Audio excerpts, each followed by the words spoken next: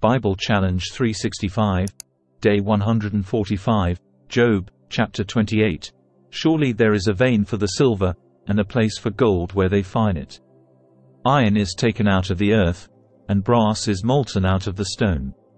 He setteth an end to darkness, and searcheth out all perfection. The stones of darkness, and the shadow of death. The flood breaketh out from the inhabitant. Even the waters forgotten of the foot. They are dried up, they are gone away from men. As for the earth, out of it cometh bread. And under it is turned up as it were fire. The stones of it are the place of sapphires. And it hath dust of gold. There is a path which no fowl knoweth, and which the vulture's eye hath not seen.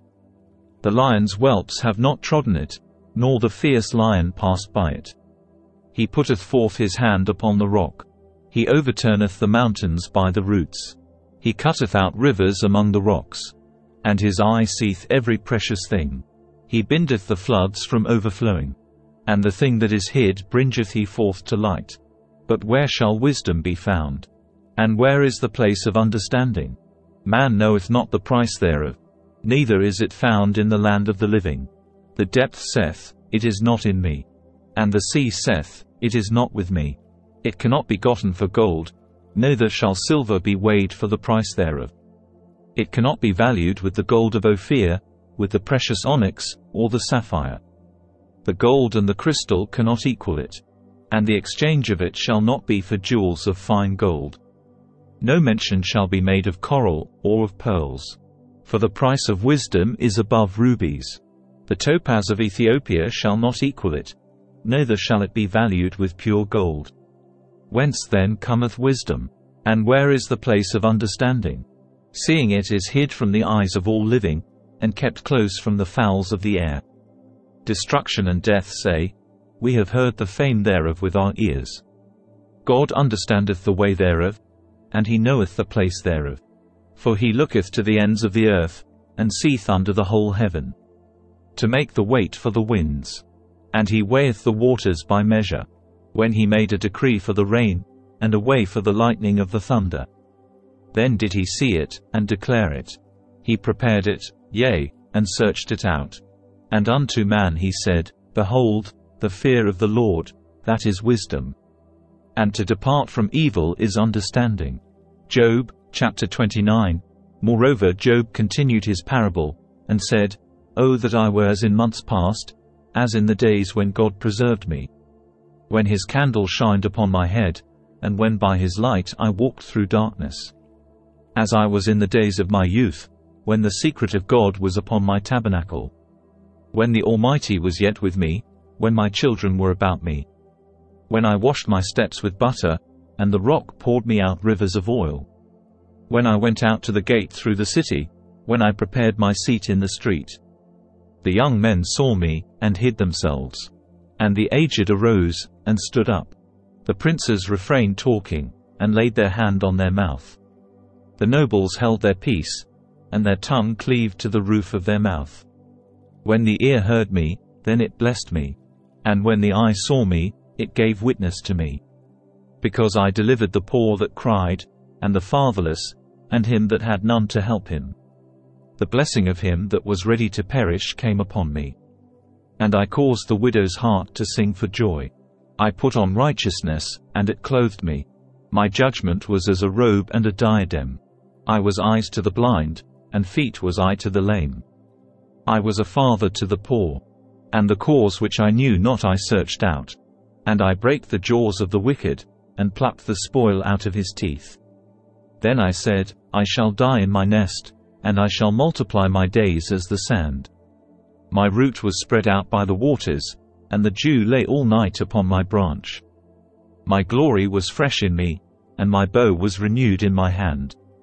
Unto me men gave ear, and waited, and kept silence at my counsel. After my words they spake not again, and my speech dropped upon them. And they waited for me as for the rain, and they opened their mouth wide as for the latter rain. If I laughed on them, they believed it not. And the light of my countenance they cast not down. I chose out their way, and sat chief, and dwelt as a king in the army, as one that comforteth the mourners. Job, Chapter 30. But now they that are younger than I have me in derision, whose fathers I would have disdained to have set with the dogs of my flock. Yea, whereto might the strength of their hands profit me, in whom old age was perished?